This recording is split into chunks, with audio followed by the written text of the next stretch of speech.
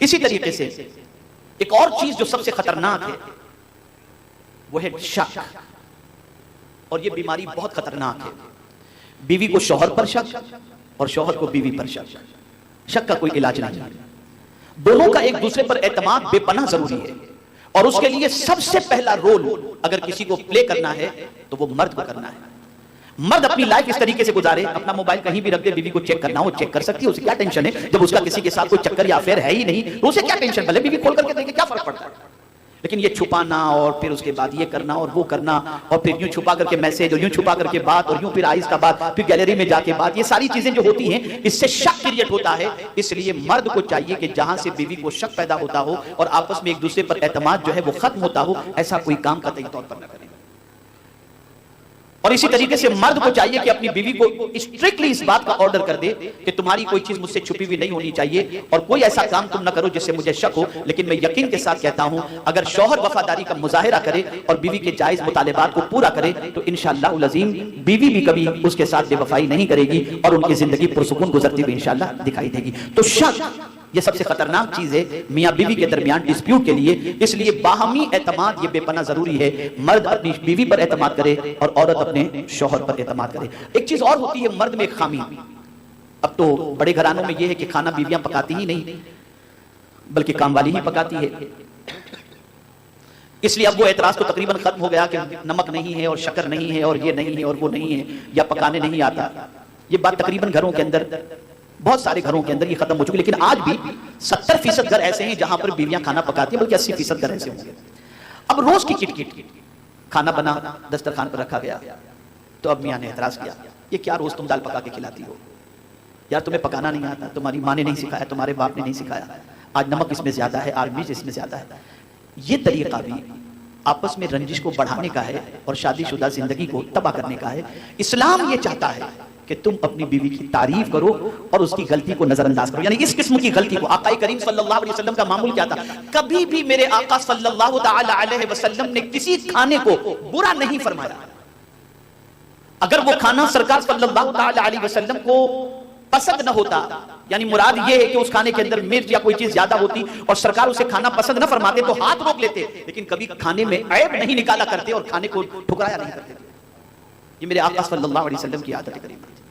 लेकिन आज हम देखें कोई घर ऐसा नहीं होगा इल्ला माशाअल्लाह जहां पर ये प्रॉब्लम्स नजर ना आती। छोटी छोटी बात पर अपनी बीवी पर ताना, अपनी बीवी को झड़कना, अपनी बीवी को कोसना, अपनी बीवी को बुरा भला कहना, गाली गलौज करना, मार धाड़ करना, ये जिहालत के सारे तरीके इस वक्त इल्ला माशाअल्लाह मुसलमानों के घरों के अंदर राइज हैं। तो मेरी गुजारिश ये है कि अपनी बीवी को इन गलतियों पर आप उसकी इस्लाह जरूर करें, समझाएं, लेकिन आपका अंदाज नुक्ता चीनी का न हो और आपका अंदाज जारहाना न हो, बल्कि आपका अंदाज वालिहाना हो, प्यार भरा हो, मोहब्बत भरा हो। मेरे प्यारे आका सल्लल्लाहु ताला अलैहि वसल्लम के प्यारे दीवानों, इसी तरीके से आप घर में जब तशरीफ लाएं और बीवी ने अच्छे कपड़े पहने, आप आकर अप्रिशिएट करें, आज तो इस कपड़े में आप बहुत अच्छी लग रही हैं, बहुत अच्छे कपड़े आपने पहने, चाय पेश करें, आज तो आपके हाथ की चाय बहुत अच्छी है। एक बीवी अपने शौहर से ये चाहती है कि आप उसे अप्रिशिएट करें, आप उसकी तारीफ करें, आप उसकी हौसला अफजाई करें, आप उसे अच्छी नजर से देखें। किसी बहुत बड़े शख्स ने ये बात कही है कि एक औरत की रिक्वायरमेंट अपने शौहर से क्या हुआ करती है, तो उन्होंने बताया 3 चीजें एक औरत अपने शौहर से चाहती है, अटेंशन, एप्रिसिएशन और तीसरी बात जो है वो ये चाहती है कि उसका डिफेंस करे, ये वो चाह करती है। यानी एक औरत ये चाहती है कि शौहर उसे एप्रिशिएट करे, उसकी तारीफ करे। एक औरत ये चाहती है कि शौहर जो है वो उसकी तरफ मुतवज्जे हो। और तीसरी चीज जो वो औरत चाहती है वो ये है कि शौहर जो है उसका दिफा करे, उसका डिफेंस करे। तो मेरे प्यारे आका सल्लल्लाहु ताला अलैहि वसल्लम के प्यारे दीवानों, वालिहाना मोहब्बत और अकीदत के लिए ये चीज जरूरी है कि आप अपनी औरत की तारीफ करें, अपनी औरत की हौसला अफजाई करें, अपनी बीवी की खूब तारीफ करें। इंशाअल्लाह अज़ीम इससे खुशगवार माहौल बनेगा और दोनों के दरमियान एतमाद का माहौल होगा। एक और चीज भी फरमाई गई और वो ये है कि आप अपनी बीवी के लिए गाहे बगाहे तोहफे लाया करें, गिफ्ट लाया करें और उसे गिफ्ट में कुछ ना कुछ चीज दिया करें। कभी कलम लाकर आपने दे दिया, कभी और उसकी कोई जरूरत की चीज लाकर के आपने दे दिया, इससे मोहब्बत बढ़ती है। खुद आका करीम सल्लल्लाहु अलैहि वसल्लम ने इरशाद फरमाया, तोहफा दो इससे मोहब्बत बढ़ती है। एक दूसरे को तोहफा देने से मोहब्बत बढ़ती है। लेकिन हम देखते हैं, अब यहां जो मैं बात कर रहा हूं उम्मीद है कि ऐसा कोई नौजवान यहां नहीं होगा और जो लाइव पूरी दुनिया में सुन रहे हैं या दुनिया के मुख्तलिफ मुल्कों में, वो लोग भी ऐसे नहीं होंगे। लेकिन बहुत सारे ऐसे हैं जिनकी आदत, खास तौर पर सुनिएगा, अल्लाह न करे अगर कोई गलत आदत उनके अंदर है या किसी के साथ अफेयर है, तो उनका हाल ये होता है कि अपनी बीवी के होने के बावजूद जिसके साथ उसका चक्कर चल रहा है उस पर हजारों लाखों रुपए वो उड़ा देंगे। वो कहेगी मुझे आईफोन चाहिए, कौन सा मॉडल चाहिए मैं ला के देता हूं, और बीवी कहेगी कि मुझे सैमसंग का मेरा मोबाइल खराब हो गया है, जरा कोई नया मोबाइल ला करके दे दो, तो कहेंगे पैसे ही कहां है मेरे पास। दूसरों के लिए इंसान अपनी पूरी दौलत लुटा देता है, लेकिन जिसका हक उसके ऊपर है उसके लिए उसके पास टाइम नहीं, उसके पास पैसा नहीं। तो फरमाया गया अपनी बीवी को तोहफे तोहफे दो, गिफ्ट उसके लिए लाया करो, सरप्राइज गिफ्ट उसके लिए लाया करो। कभी अचानक उसके बताओ आज मैं तुम्हारे लिए कुछ लाया हूं लेकिन अभी नहीं बताऊंगा, आज तुम्हें सरप्राइज गिफ्ट दूंगा। उसकी पसंद नापसंद का ख्याल करो और उसे ला करके दो। इससे भी आपस के अंदर इंशाअल्लाह अज़ीम मोहब्बत जरूर भी जरूर बढ़ेगी। मेरे प्यारे आका सल्लल्लाहु तआला अलैहि वसल्लम के प्यारे दीवानों, अब ये मर्द के हवाले से आखिरी बात मैं करता हूं। कोई शख्स अपनी बीवी की किसी जरूरत को पूरा करने के लिए निकले तो आप जानते हैं इसके एवज में अल्लाह बहुत कुछ अता करता है।